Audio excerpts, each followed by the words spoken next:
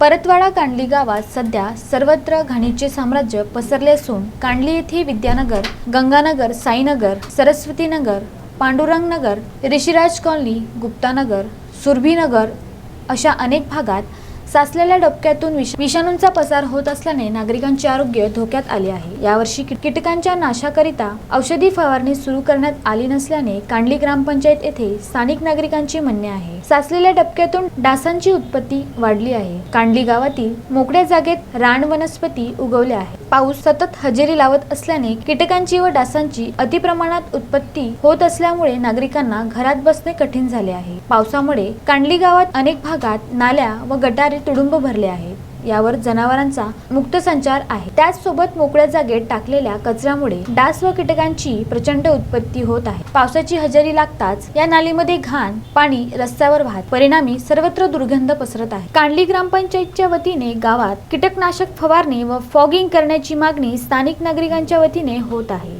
कांडली येथील बऱ्याच वार्डात रान वनस्पती मोकळ्या जागेत पाण्याचे डबके साचल्यामुळे विविध आजारावर डासांची उत्पत्ती होत आहे। त्यामुळे स्थानिक नागरिकांचा आरोग्याचा प्रश्न निर्माण झाला आहे।